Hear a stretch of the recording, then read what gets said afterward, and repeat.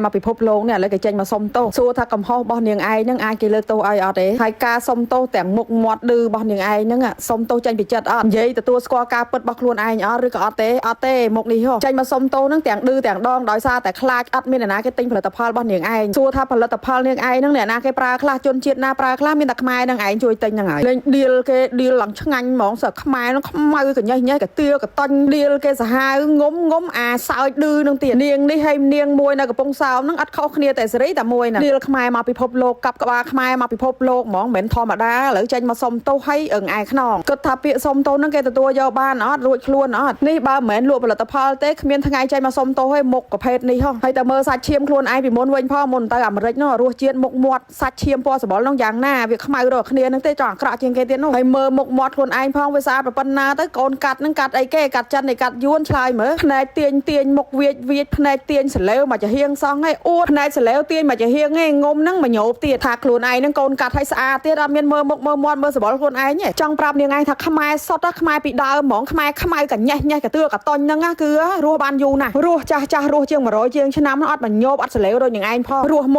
วเมืองอัดต้นเชียโดยอย่างไอปลาผลิตภัณฑ์ในบ่อเตยนั่งเตะบานหมกปันนังเรียล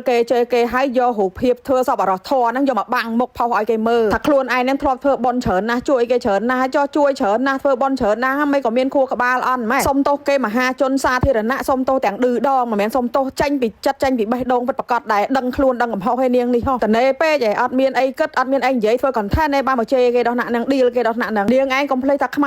ายก็นั่งกงบ้านกับบ้าขมายก็เนียงไอกับบ้านเนียงไอก็บ้านแต่ดอลมาได้น้องได้กงแต่บ้านขมายกับเตลกับต้นกับเตือเมียทมนังเต้บ้านขู่ซาเนียงไอรู้ดอซับทั้งไงบ้านแต่ดอลมาได้น้องนู่กงแต่บ้านขมายสดกับเต้กับตอลขมายกับต้นนังเต้บ้านมุกเนียงไอนั่งกาเจนมาซ้ำไม่มาพิภพโลกขมายเกแต่ตัวยอดบ้านเนียงเอ้ยเจี๊ยบไปแซ่ขมายนั่งมาได้น้องหมอจังเพียบทักขมายสดขมายกับเต้กับต้นเมียกับอันทมไอกับเตือไอนั่งสตาสร้างก็ต่างเอาเนียงไอโยเล่บ่ขมิ้นขมายสดนั่งก็ขมิ้นปูซากัดบ่เนียงไอนั่งหมอกเคยพิภพโลกนั่งได้ช่างงานมองช่างงานเดือดก็หลังสาห้า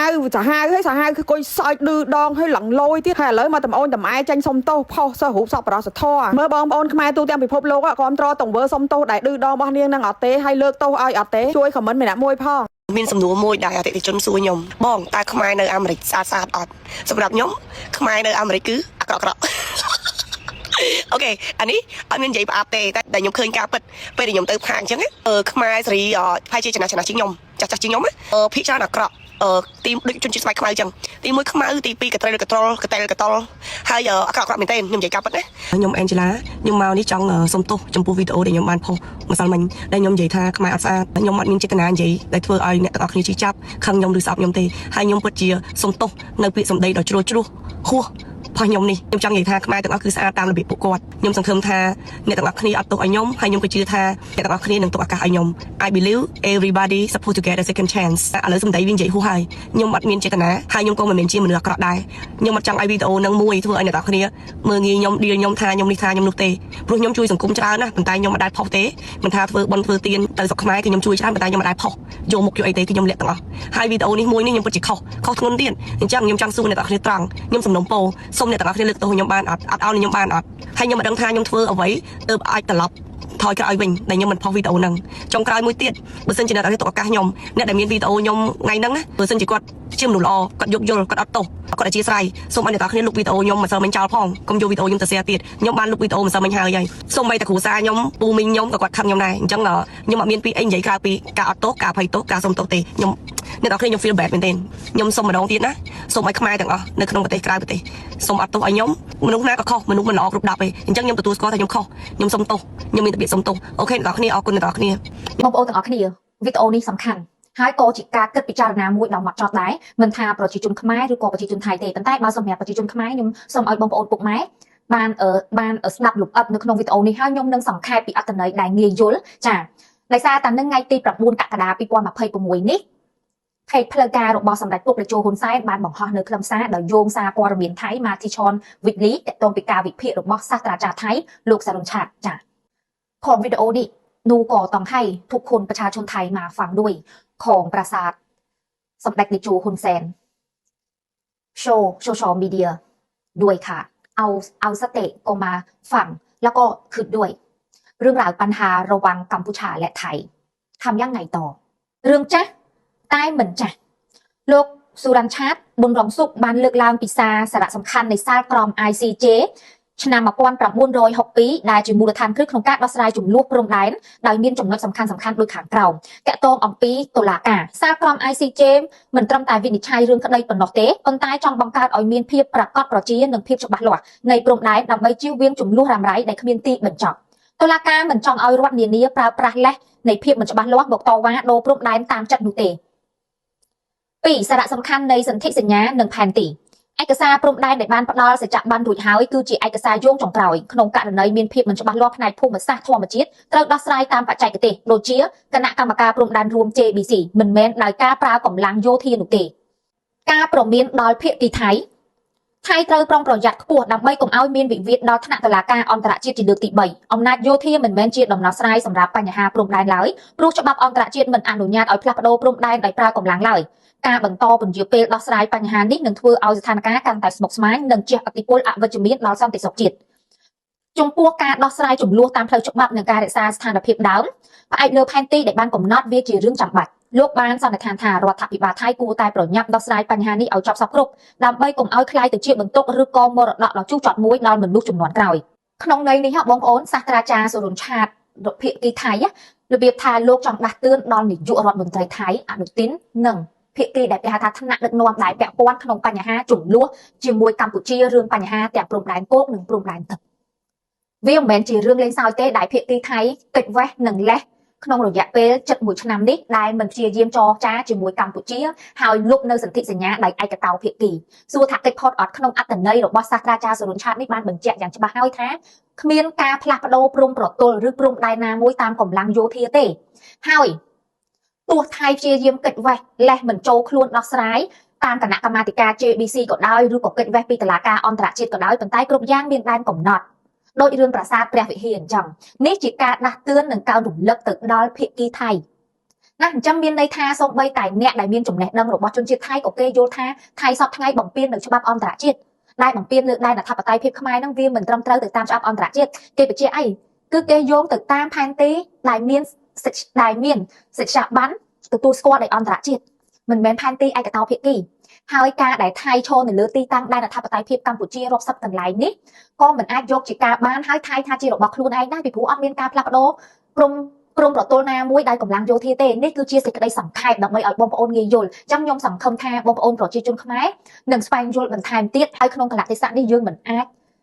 មកប្រឆាំងឬមួយក៏ញុះញង់បញ្ហាផ្ទៃក្នុងឲ្យខ្មែរគ្នាឯងហ្នឹងមានការស្អប់គ្នាឬឆ្លោះគ្នាដែរអ្វីដែលយើងធ្វើគឺយើងរួបរวมកម្លាំងដែលយើងជាជួរក្រោយនេះត្រូវគ្រប់គ្រងដល់ជួរមុខនិងរាជរដ្ឋាភិបាលបន្តយន្តការដោះស្រាយដោយសន្តិវិធីទៅលើសមរភូមិការទូត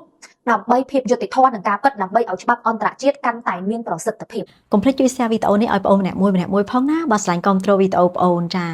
បងប្អូនចាំបាននេះប្រហែលជាប្រហែលខែមុននេះបងប្អូនបានលើកសភៅមួយយកមកជម្រាបជូនเนาะចា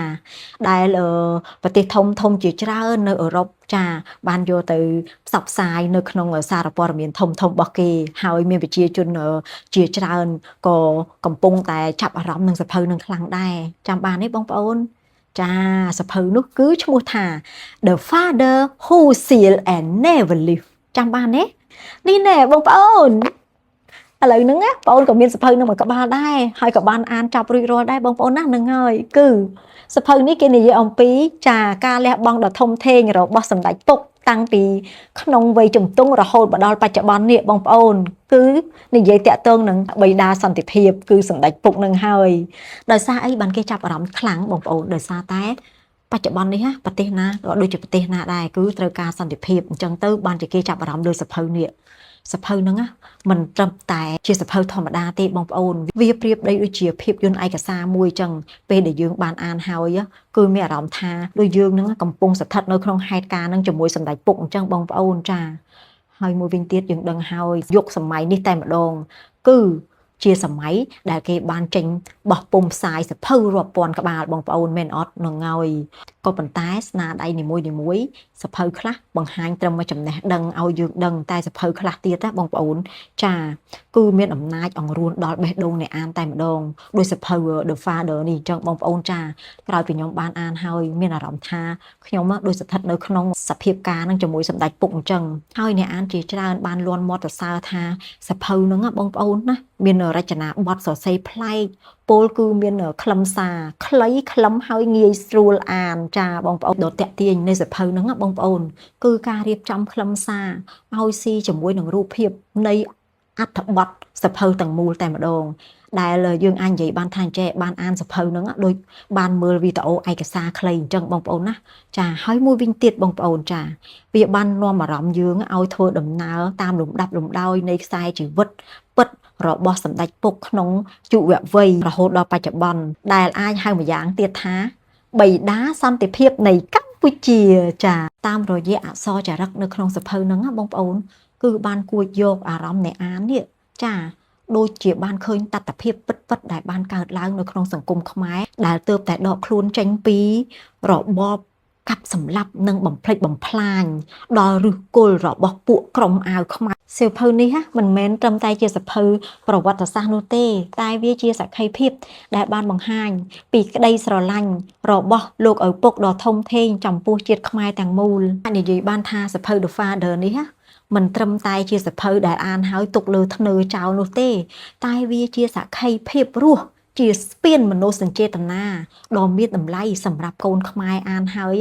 នឹងយល់ពីពាក្យថាសន្តិភាពហើយយើងនឹងស្រឡាញ់ថែរក្សារួបរวมគ្នាដើម្បីការពារប្រទេសជាតិមួយនេះឲ្យឧត្តមតទៅថ្ងៃមុខទៀតណាបងប្អូនណា